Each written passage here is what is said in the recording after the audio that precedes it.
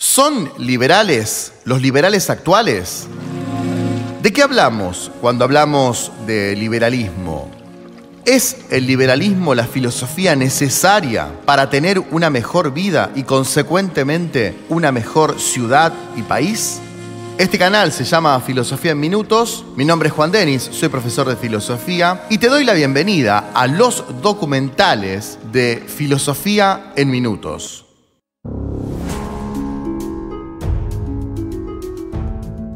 En este documental de Filosofía en Minutos desarrollaremos los siguientes conceptos. Primeramente analizaremos el concepto de libertad desde un punto de vista filosófico. Después avanzaremos con la primera definición de la historia de la filosofía, que es la definición de los griegos. Diremos algunas cosas con respecto a la libertad en un sentido existencial. Y ya en la última parte de este documental nos adentraremos en lo que piensa la modernidad con respecto a la libertad y analizaremos la libertad en el liberalismo a partir de las ideas de la Ilustración. De este modo tendremos las suficientes claves como para transitar dos caminos. Primeramente, dar una respuesta a la pregunta si son o no son liberales los liberales actuales. Y por último, abrir la posibilidad de estudiar en un segundo documental las corrientes liberales de la modernidad defendidas por Adam Smith, John Locke y la escuela austríaca. Hablar de libertad es probablemente una de las cuestiones más interesantes que tiene el trabajo del profesor de filosofía, porque absolutamente todas las personas tienen la sensación de ser libres.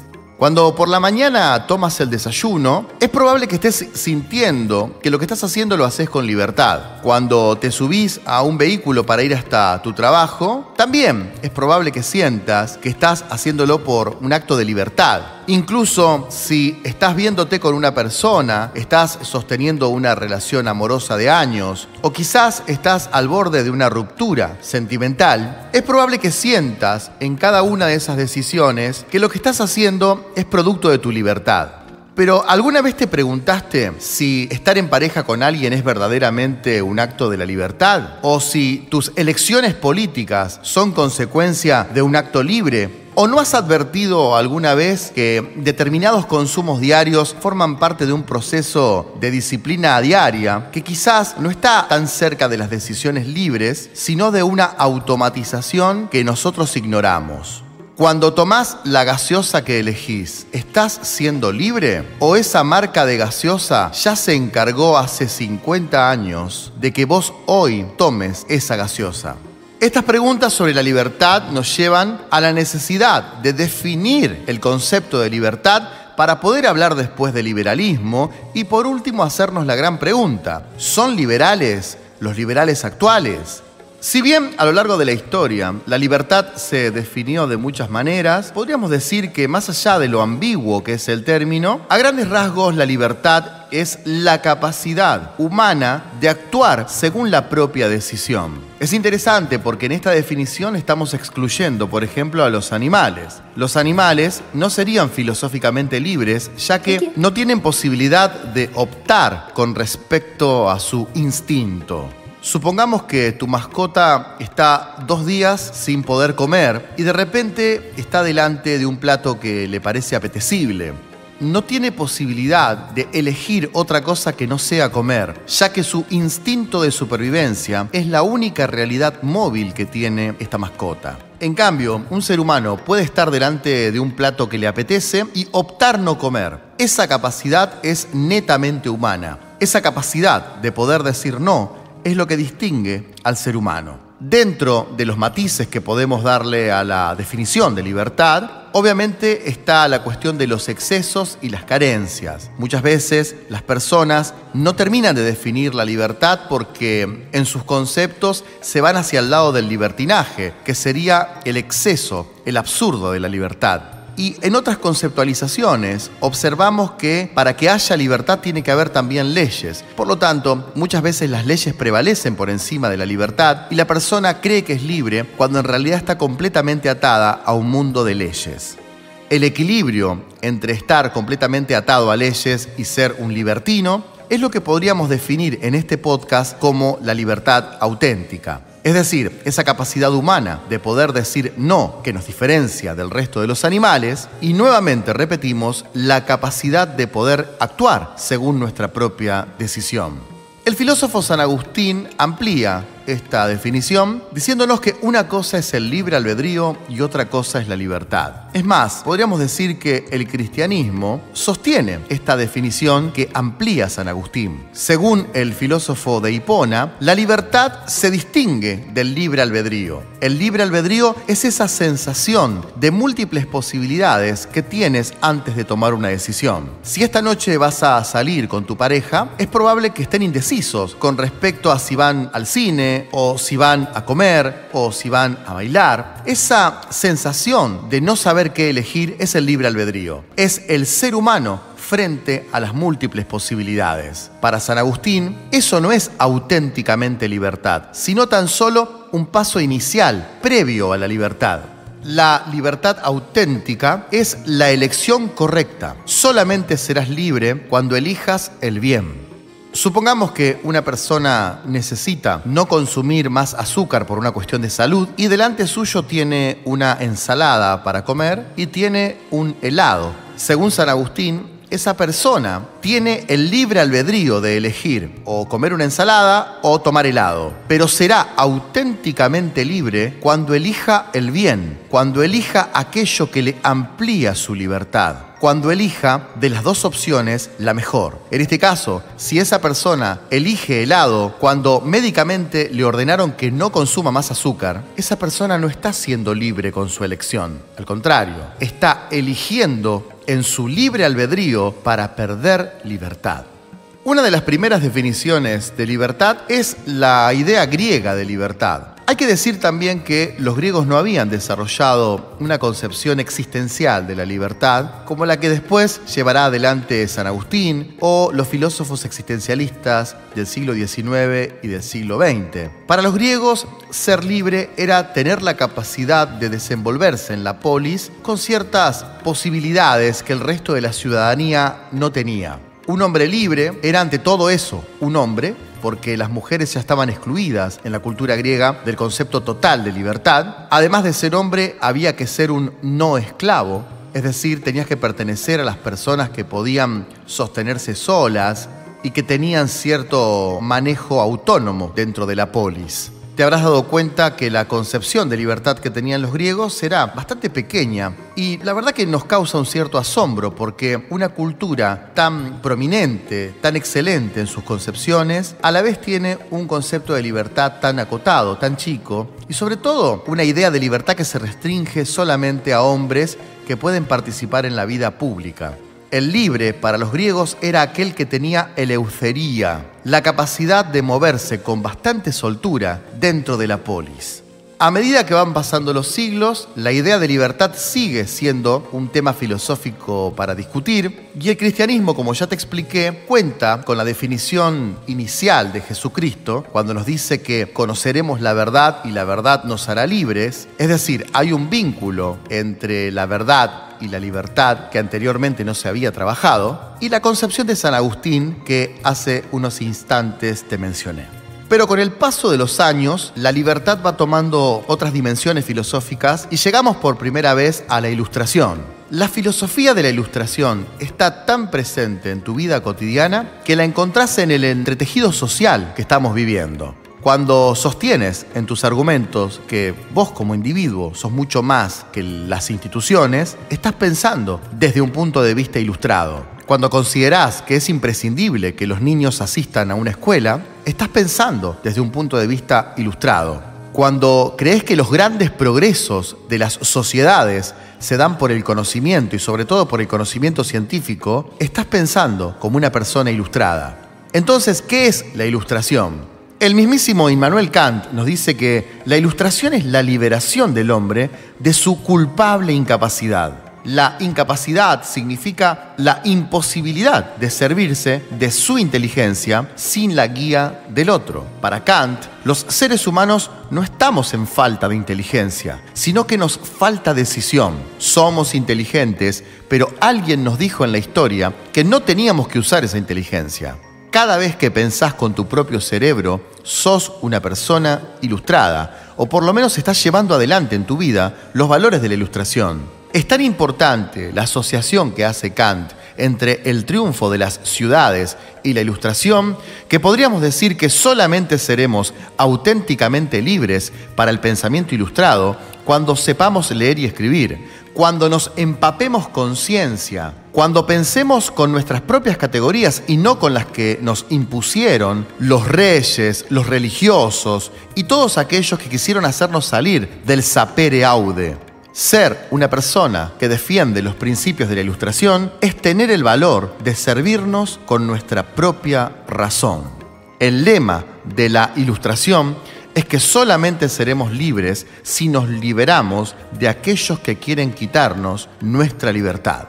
Los principios de esa ilustración que nos libera en la modernidad son, primeramente, el individualismo. Para una persona ilustrada es mucho más importante el individuo que la sociedad. Lo colectivo no está antes que el sujeto. El individuo es mucho más importante que toda sociedad.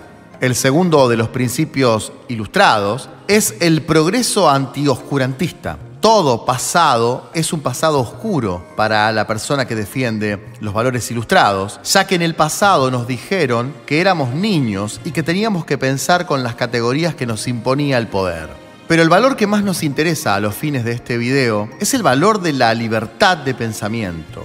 Para una persona ilustrada, verdad, valor y libertad van juntos. Nunca tendremos una auténtica valentía para poder luchar contra las redes del poder si no pensamos con nuestro propio cerebro, si no somos auténticamente revolucionarios de la libertad. Paralelamente a este pensamiento surge la filosofía liberal. El liberalismo es la teoría política y económica que defiende el principio de la libertad individual por encima de todo. Vos sos auténticamente liberal si defendés tu libertad y también defendés la libertad de otra persona. Cuando te expresás diciendo lo que realmente pensás, estás sosteniendo un principio liberal. Cuando permites que otro pueda opinar distinto a lo que vos pensás, estás siendo un auténtico liberal. No existe un liberal si ese liberal es intolerante. Pero ¿qué hacer si sostenemos y permitimos absolutamente todas las libertades? ¿Son todos los principios sostenibles para tener una sociedad liberal? ¿O será que hay personas que en su libertad pueden terminar destruyendo las libertades ajenas? Esta pregunta que se hace el liberalismo se responde con el principio fundamental, que la mayoría de nosotros aprendimos probablemente en los primeros años de la escuela. El liberalismo sostiene que uno puede hacer lo que quiera siempre y cuando no perjudique al otro. La libertad en exceso puede llegar a los límites que quiera, pero esos límites no tienen que perjudicar jamás a otra persona. Pongamos un caso cotidiano para poder ilustrar esta visión liberal. Supongamos que quieres escuchar música en tu casa y la canción que estás escuchando amerita subir un poco el volumen. Podríamos decir que desde un punto de vista liberal tienes todo el derecho a escuchar la música que te gusta. Es más, un liberal defendería la capacidad que tiene cada uno de los seres humanos de decidir artísticamente lo que quiera. Nadie podría juzgarte desde un punto de vista liberal por el género musical que eliges o por los instrumentos que te guste escuchar. Pero supongamos que estás escuchando a un volumen tan alto que impide dormir a tu vecino. Tu libertad de escuchar la música que te gusta está perjudicando la libertad que tiene el vecino de poder descansar. En ese caso, un liberal auténtico diría que podés escuchar absolutamente toda la música que quieras, siempre y cuando el volumen en el que estés escuchando no perjudique a tu prójimo. Dentro del no perjudicar al otro, todo es permitido. Si lo que hacemos ya afecta a otro, se terminó el liberalismo. La motivación inicial de esta filosofía liberal fue lisa y llanamente oponerse al absolutismo de los monarcas. Un auténtico liberal se siente incómodo con la veneración a los reyes. Un auténtico liberal se siente incómodo con las jerarquías. Cuanto más obediente es una persona a los distintos rangos de obediencia, menos liberal es en sus opiniones. Vas a distinguir a un liberal de un no liberal porque por lo general rechazan las monarquías, la idea de un único principio absoluto, la obediencia a una escala categórica de pensamiento. El liberal cree que su opinión vale mucho y sabe que no tiene que perjudicar a los demás con lo que dice, pero también sabe que puede decir lo que quiera porque una sociedad que admita todas las opiniones es mejor que una sociedad que calle todas las opiniones. Y esto es lógico porque el liberal sostiene que somos todos iguales. Para un liberal auténtico, un presidente es igual a un individuo de a pie. Para un liberal auténtico, un famoso es exactamente igual a una persona que no tiene fama. Para un liberal auténtico no hay diferencia entre monarcas y súbditos.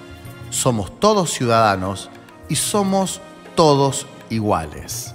Por lo tanto, sentimos la necesidad de recuperar la pregunta inicial de este documental y responder si son liberales los liberales actuales. Lo bueno de la filosofía es que al darte tantas herramientas conceptuales, armar respuestas posteriores es muy sencillo. Si un liberal actual respeta todas las opiniones, es auténticamente liberal. Si un liberal actual es intolerante, no está siendo liberal. Si un liberal actual quiere eliminar derechos del otro, no es auténticamente liberal. El liberalismo es siempre una ampliación de derechos, porque nace como una forma de recuperar derechos en el sujeto que no se tenían por culpa de los reyes y por culpa de las noblezas. El auténticamente liberal está a favor de la expresión de todos los individuos, de la admisión de todas las ideologías y de defender a rajatabla la posibilidad de expresión, no solamente de sus propias ideas, sino de las ideas ajenas. Si un liberal denigra al otro, no es liberal.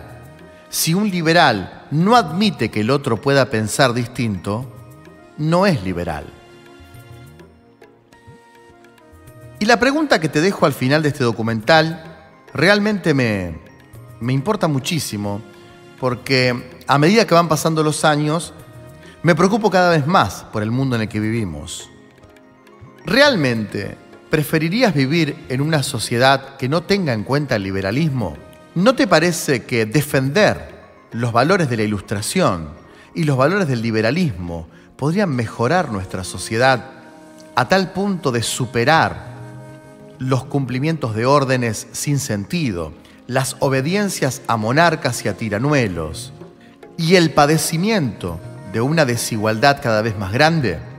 Si bien la pregunta fundacional es ¿son liberales los liberales actuales? Te dejo una pregunta para los comentarios. ¿No sería mejor un mundo con auténtico liberalismo? Mi nombre es Juan Denis, soy profesor de filosofía y estamos llegando al fin de este documental sobre el liberalismo en los documentales de Filosofía en Minutos. Te mando un abrazo grande, gracias por estar del otro lado y nos vemos en el siguiente. Chao.